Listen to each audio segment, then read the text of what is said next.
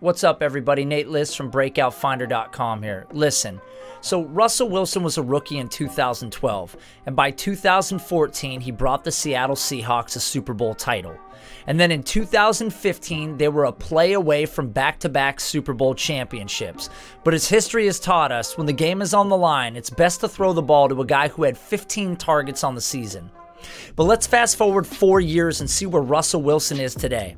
Arguably the league's most talented quarterback, and the Seattle Seahawks are dead last in pass attempts in 2018 with 427. But of course, they're also number 2 overall in rush attempts. What the guys? Yet the Seattle Seahawks plan to extend Russell Wilson to $35 million a year, just so he can become the league's highest paid quarterback and also the most suppressed quarterback in the league at the same time. Guys, the game plan is not working. It's not 2014. It's not 2015. Because 2 years ago, when the Eagles beat the Patriots in the Super Bowl, something that the Seahawks couldn't do, they were ranked number 13 in pass attempts and number 6 in league rush attempts. And then just this past season, when the Patriots beat the Rams, they were ranked number 11 in pass attempts and number 3 in rush attempts. So passing the ball matters, and Seattle literally has no excuse not to. They have Russell Wilson. So logically, my brain tells me that since we've shored up the offensive line and it's inevitable that we're going to pay Russell Wilson, that of course the Seahawks are going to invest in an early round wide receiver. With Doug Baldwin slated for more surgeries and contemplating his career, and Tyler Lockett the only receiver on this roster to carry us, it's paramount that Seattle does something. Now let's be clear. There's almost no chance that the Seahawks are going to use their first round pick on one. So brace yourselves for the day one trade back. But don't worry, I've got 3 wide receivers that should be available on day 2 that the Seattle Seahawks should be targeting. And at number 3, I have J.J. Arcega-Whiteside out of Stanford. 6'2", 225 pounds, and ranks number 20 in the Breakout Finder.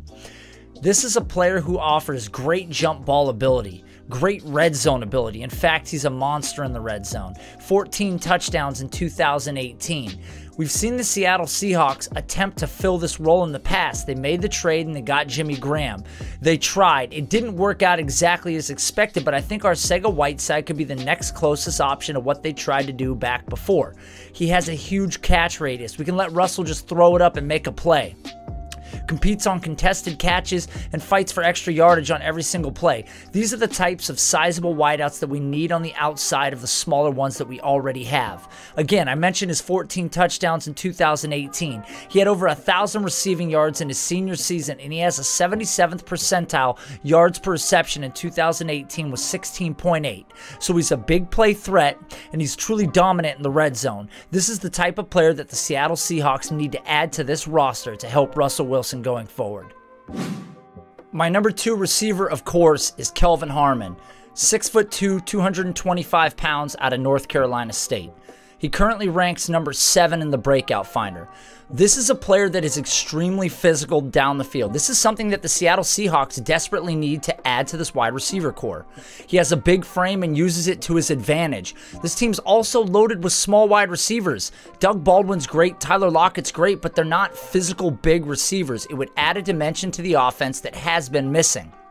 Some of the best hands in the 2019 class. If the Seattle Seahawks plan on only asking Russell Wilson to throw the ball 427 times, then the players that he's throwing the ball to need to have solid ability to catch it, and Kelvin Harmon definitely checks that box.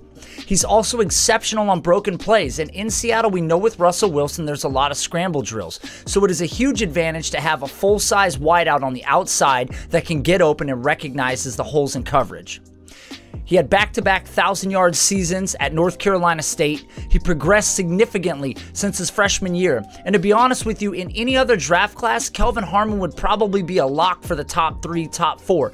But in a draft class as deep as this, with this much talent and this much athleticism, we're going to be lucky to have a guy like Kelvin Harmon fall into the middle or early part of day 2.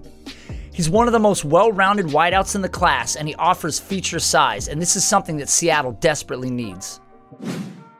And my number 1 wide receiver is Deebo Samuel out of South Carolina, 5'11", 215 pounds, and currently ranks number 8 in the Breakout Finder.